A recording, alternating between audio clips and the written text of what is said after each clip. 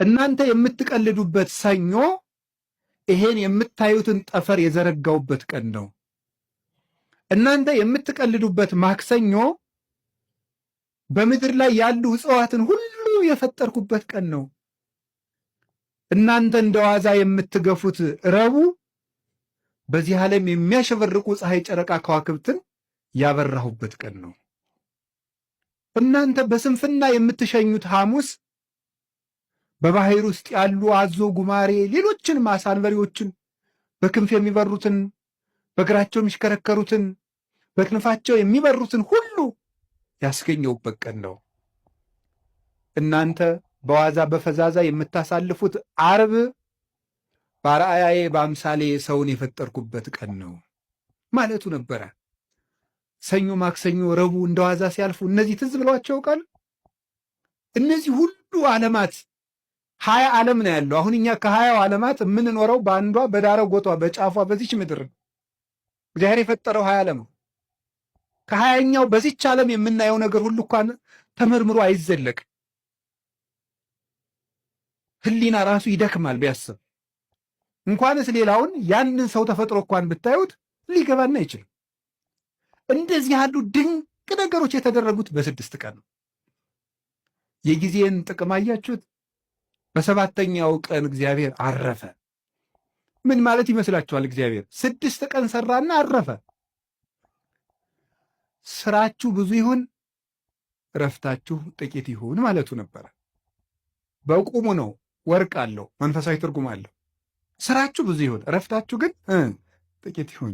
ይኸውላችሁ በዚህ ዓለም ላይ ብዙ ሰዎች የሚቸገሩበት ምክንያት ደስታን ፍለጋ ነው።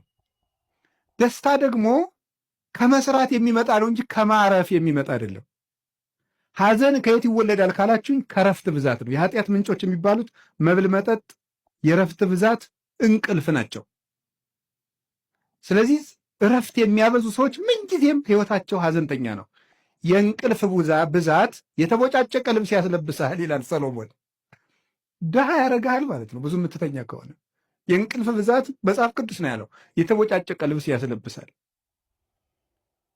ጊዜን ባለመጠቀማችን ምክንያት አይ ጊዜ የሰጣቸው እና እያገሌ ሀብታሙ ነው ምናምን ቢባል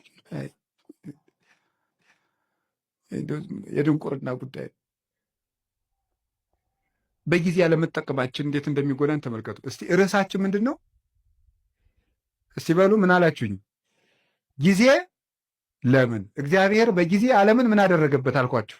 ፈጠረ፣ ዓለምን አጸናበት። ጊዜ ምሰሶ ነው። ጊዜ መፍጠሪያ ነው። የሌለን ነገር ማምጫ ነው። ጊዜውን የሚጠቀም ሰው የሌለ ነገር ያመጣል። እግዚአብሔር በጊዜ የሌለን ነገር አመጣ። ሰማይ አልነበረ፣ ምድር አልነበረ።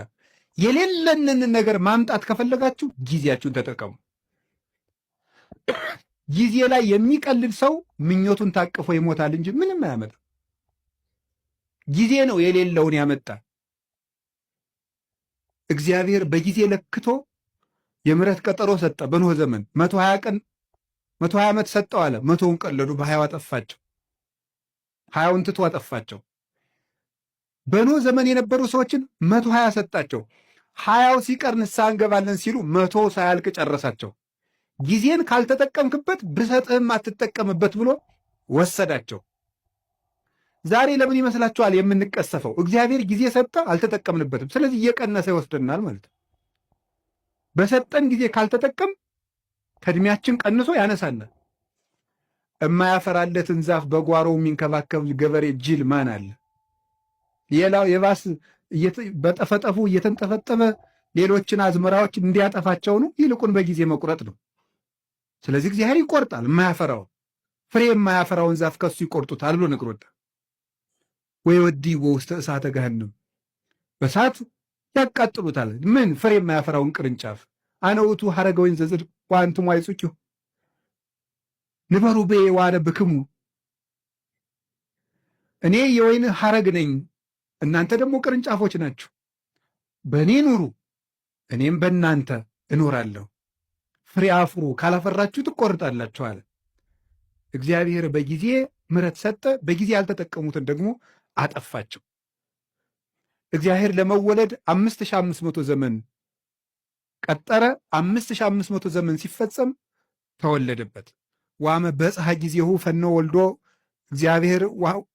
እግዚአብሔር ወልዶ ዋሂደ ወተወልደ እምብእሲት።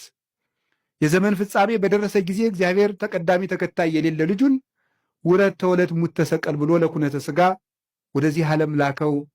ንዕድ ክብርት ከምትሆን ከመቤታችንም ተወለደ ይላል። ጊዜው በደረሰ ጊዜ በጊዜ አስተማረ። 3 ዓመት ከ3 ወር በጊዜ ምስጢሩን ገለጠ። በደብረ ታቦር እንኳን ብርሃን ከገለጠላቸው በኋላ እንዳትናገሩ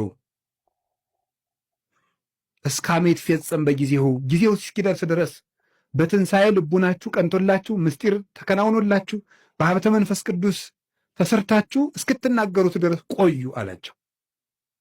በጊዜ የሚነገር አለ፣ በጊዜ የማይነገር አለ። ወቤ ብዙ ነገር ዛነ ነግረክሙ የምነግራችሁ ብዙ ነገር ነበረኝ። ወባይቱ ኢትክሉ ይእዜ ጸዊሮቶ ነገር ግን ዛሬ ልትሸከሙት አትችሉም፣ በጊዜው ነግራችኋለሁ አለ። በጊዜ የሚነገር አለ። በነገራችሁ ላይ ጥበበኛ ሰው ማለት የት መናገር እንዳለበት የሚያውቅ፣ መቼ መናገር እንዳለበት የሚያውቅ፣ በማይናገርበት ጊዜ ዝም የሚል፣ በሚናገርበት ጊዜ ደግሞ ዝም የማይል፣ ጊዜ ቦታ አይቶ የሚናገር ሰው ነው ጠቢብ የሚባለው። ሁሉም በጊዜው የሚናገር። ጌታችን ኢየሱስ ክርስቶስ በጊዜው ተሰቀለ፣ በጊዜው ተያዘ፣ በጊዜው ሞተ፣ በጊዜው ተነሳ፣ በጊዜው አረገ፣ በጊዜው ሀብተ መንፈስ ቅዱስን ላከላቸው 10 ቀን ጠብቆ። ያለ ጊዜ ጸጋም አይሰጥም። እንዲያሁን ልጁን እንዲያው ልጅ የሌላቸውን እናት አባት 9 ወር ከ9 ወር አስቀድሞ እንዲያው በ3 ወሩ ከብት ጠባቂ ስለሌለን ልጁ ቶሎ እንዲደርስ ይወለድ ቢሉ ይወለድ አይወለድም። በጊዜው ነው የሚወለደው። ለመውለድም ጊዜ አለ።